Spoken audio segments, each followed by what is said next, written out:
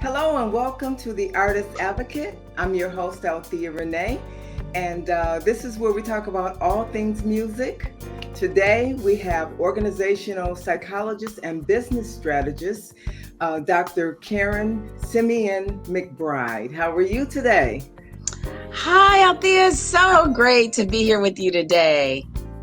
Yeah, this is kind of, it's the beauty of what we do is that people think that, music is just one thing, but music encompasses so many different, elements. And that's why I wanted to talk to you today because as a business strategist, I'm really excited to kind of get your take, on the music and just business because the music business. So maybe we could just start out finding out, your educational background and get some information on you. Absolutely, absolutely. So I started my educational career I got my master's in business administration, and then I got my master's in organizational leadership and management. And then before I went and got my first doctorate is in doctorate in business administration. I started kind of just focusing in on business. I was always kind of a business person anyway. So as a young girl, I have a story of when I sold actually my first business when I was about 17 before I was going to college actually, and made a profit of $11,000. So, I was always a business person. And so I got a doctorate in business administration where I did some research around just individuals and how we lead, how we grow our business, how we interact within our business. And it only made sense for me is that human behavior plays a part in that. So I went back and had the opportunity to get my doctorate in psychology, where I was able to really tie those two theories together and definitely help a lot of small businesses truly understand who they are, how they should operate, or what does that mean around operating their business. Mm-hmm. So that's kind of the educational background that got me here. But the love of music and the ties of music and business is just something that I see as a necessity that I find that, as you probably know, a lot of people don't think of the two together. So the business background, how did that come together just in terms of your particular interest in business? How did that come about? Well, I was an entrepreneur since I was a little kid. I'm the kid that, my my mom worked at this store. And my mother wasn't a driver. So my dad and I would go pick my mom up at the store, and he would give me some money, and I would go to the store and I would buy these candies that I could separate out. Like I maybe spent $25 on like 20 pieces of candy. I went home, separated those out with 5 pieces, put 25 cents on those. And, next thing I know, I got a backpack full of quarters, and my dad saw I dumped those quarters on my bed one day. My mom saw it, and they were both just freaking out because they were like, where do you get this money from? And I was like, I'm selling candy. And my dad was like, what do you mean? And so I broke down my business plan to my dad, and he said, how much more money you need, and so I was always an entrepreneur. And as I mentioned earlier, I started a flower business when I was young because I just loved creativity. I love creation. And the beauty of having that as well as the business acumen was it just came natural to me.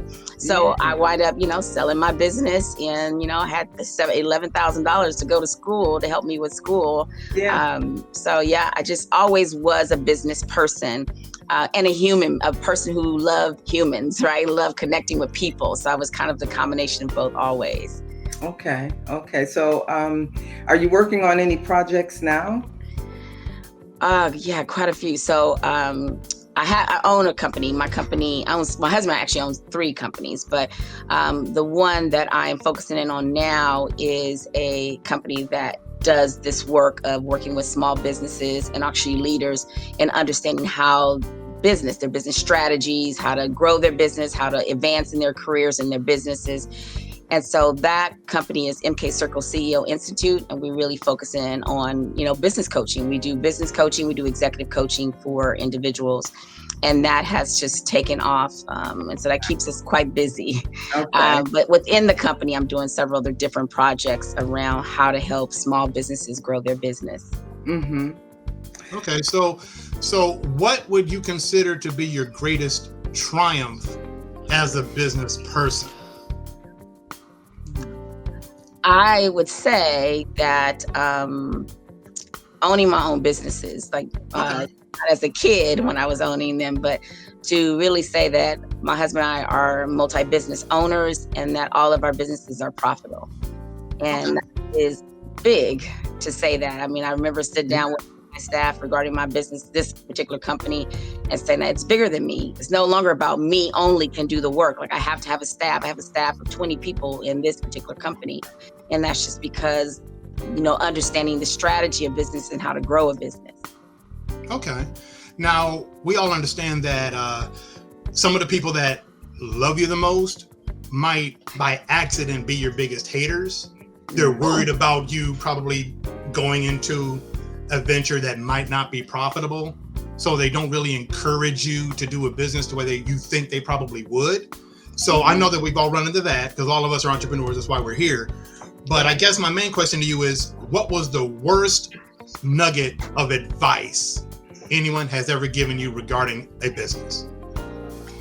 Well, this will be funny. So my husband and I had the CPA that we were working with some years back, and our companies all carried the mantra MK in front of it. So it's MK Circle Enterprises, it's MK Circle Distribution, and so this accountant said, you know what, you got to change your name because they're too close together, and that's a problem.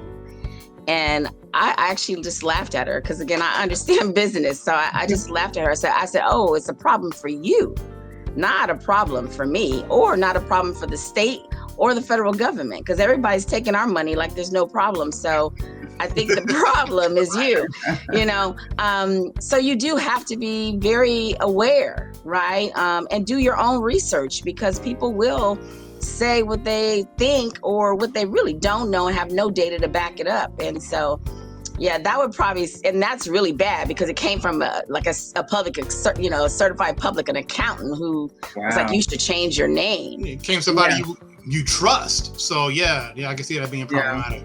Yeah. Did it change your relationship? She's no longer our company, right? I was going to say, did it change your relationship? Actually, immediately, Althea, immediately. I fired her. I mean, not like on the spot, but then, she got an email within that week. Yeah. Oh, good. You gave her a couple of days to think about what she said. Well, it was really about me having to process my emotion around it, right? Because I was very upset that, she was missing the point, right? She was missing, and she didn't understand the business and even understand the branding that came with the business. Yeah, that's a bigger thing. She didn't understand branding. Right. You need to make it easy for people to see the correlation. If you name everything something different, people aren't going to see the cohesion. So absolutely. There you go. Absolutely. Yeah. Especially understanding what you want to be known for, right? Your brand is what you want to be known for, what you want people to say, what you want people, Nike has that check mark, you wanted those things, the moniker of MK, we want that to become something people just know. Right. And having someone of her caliber say, change your name. Yeah. So I know that, I have to credit, my husband for bringing me to you and Mason and your business at one of the festivals of the Las Vegas City Lights. Maybe Luther, you want to tell that story? And I can tell that. I'm happy, and thank goodness I had the itch to do this. We were at a very nice jazz festival in Vegas. I think it was 2014. And I think that you had just finished the show, or maybe you might have been performing at the time, and I was just, making my rounds around the vendors. And I saw this badass dress on this mannequin. I just love that dress. I still love that dress. Yeah. And most of the time, and this is the funny thing, I typically don't buy Althea clothes. Never. That's not my thing. I don't buy her clothes. I buy her gadgets, or I feed her. I typically don't buy clothes. But I saw this dress, I said, oh man, Althea would look great in this dress. So then I see Mace, I see this tall black man pushing dresses. I'm like, okay, he's doing this by himself. He looks too much like a dude to be pushing dresses. So I walk to him, talk to him, then he says, yeah, that's my wife. Then he points to you. I'm like, I get it. Okay, Yeah, I he get got me out there modeling. He had me out there. I was like the Pied Piper. Wear this, and they all gonna come and buy it. Yeah. So then I'm talking to Mason, and I said, yeah, my wife would really kill this dress. How much is it? We're talking about the price. Like, okay, that's unusually cheap, but I'm good with it. And we're just talking back and forth. He said, can I see your wife? He said, well, she's on stage. She's the flute player. And he didn't understand what I was saying. No, she's on stage, the flute player. He's like, oh, shoot, the flute player. Yeah, yes, the flute player. So, right. So then after that, when she finished and wrapped up and signed CDs and everything, once her show was over, I brought her up to take a look at the outfit. She loved it. We bought it on the spot, and we've been buddies ever since. Absolutely. So I'm just glad the spirit That's and the how it mood went. get me to buy that dress. Because most of the time I don't. I just fell in love with the dress. And many other pieces. Right. We have a lot of pictures of her and some of our pieces. And yeah, I mean that's how you would love all these synergies of business to happen, right? You would love to have those kind of synergies, and that was just one of those perfect moments where, and we Mason and I laugh about that as well, because when he tells the story, he's like, where your wife, right.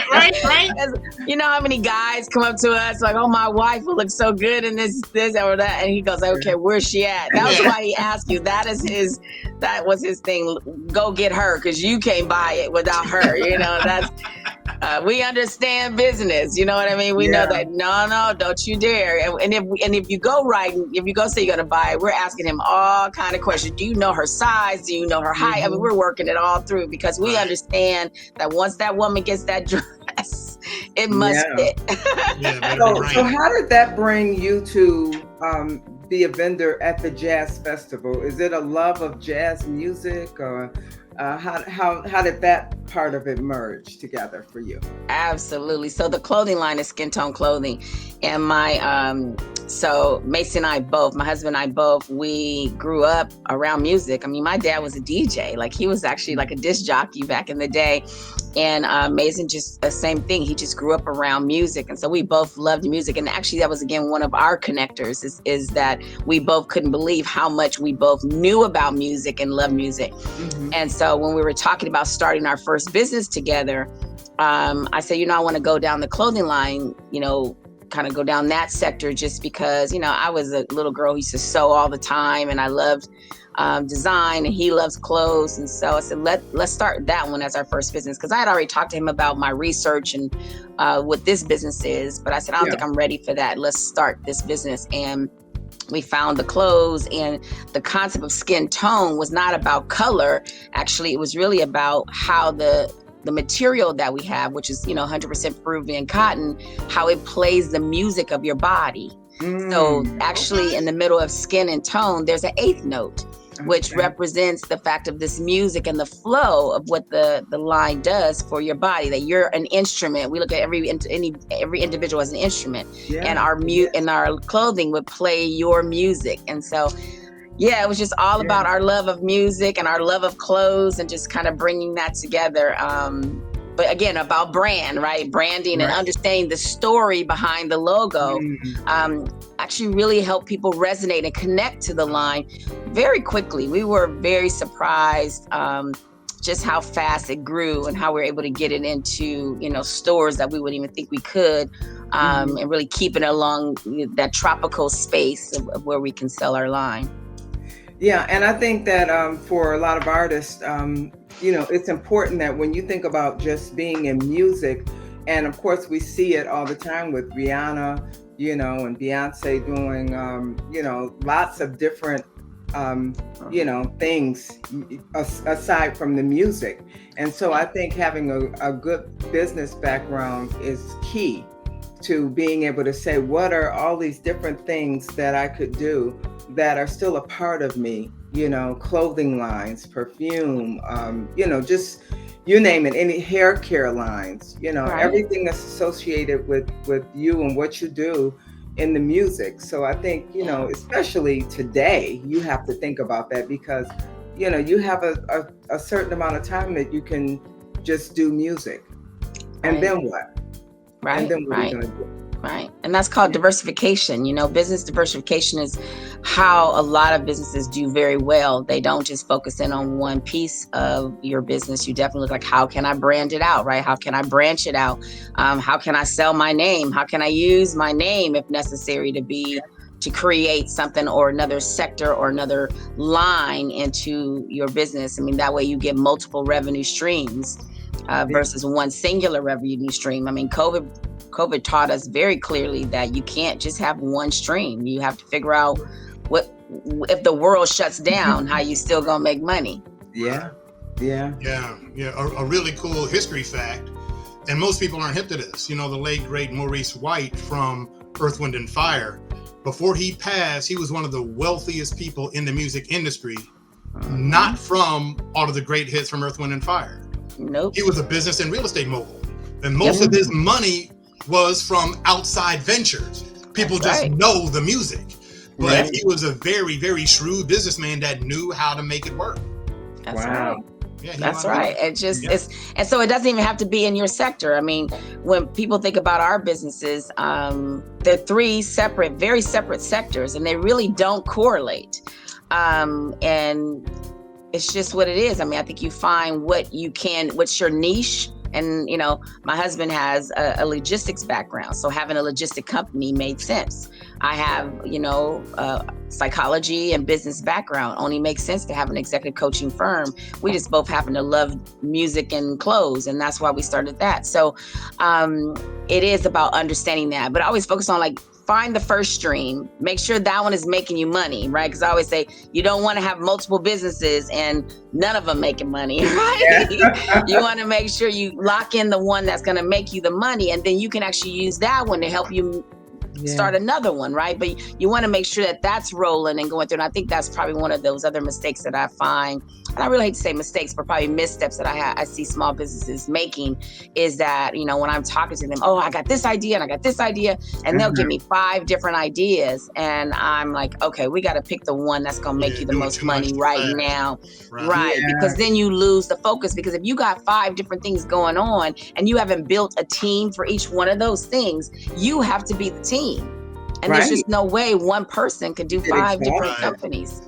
So is this what your advice would be to aspiring entertainers in terms of their business strategy? What would that be? Your advice? Definitely. I mean, I think, again, find your niche and let that make you money first, right? And then build from that, create a contingency plan where you have some funds where you can invest in your second cycle of where you want to go, your second sector. But you definitely got to lock into what's the one that's going to make you the money, and then think about what are those other streams that I would like to enter into. That would probably be one of the things. I think the second thing, what I would say is, I find that I think musicians to me are similar to practitioners. I worked with a lot of psychologists. I worked for a school of psychology in my earlier career. And I always would go to the president of that particular college, and multiple colleges, but I'm thinking her in particular. And I would say that these students need a business course. They need to understand, because practitioners, whether it's doctors, whether it's musicians, whether it is counselors, anyone that's in that practitioner space, it's amazing how that part of your world is not taught. And it's the most important part of the world, because that's how you make the money, right?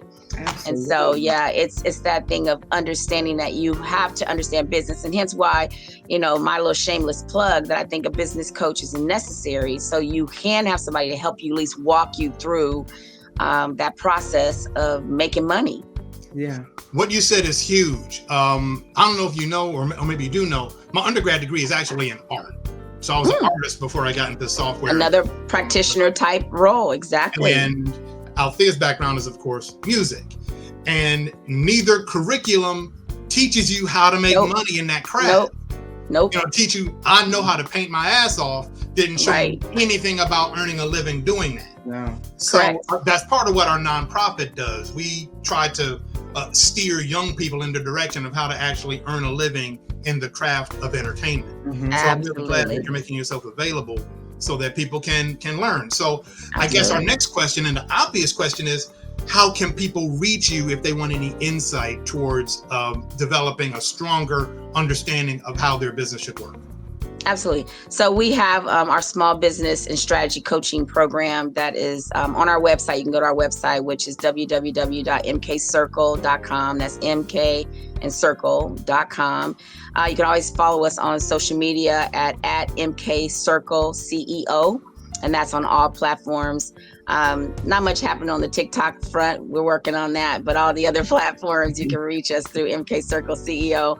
And you could just actually, what else is great is that we have, there's a section that pops up on our website that says start your journey. You actually can get a free 30-minute executive coaching meeting or business coaching meeting, which you just get some understanding of our program, but then also just some advice to kind of say, this is what I'm doing, where can I start? And so it's a lot you can do in 30 minutes. I mean, we all know our stuff pretty well. I have these amazing coaches that work for me. And all of our business coaches must have a master's either in an MPA, which is public administration, or an MBA. They have to have some form of a business master's degree. So then I know that they are taught to be able to help support businesses. Plus, they have to have ran a business or owned their own. So you're getting the highest caliber of coaching from our company.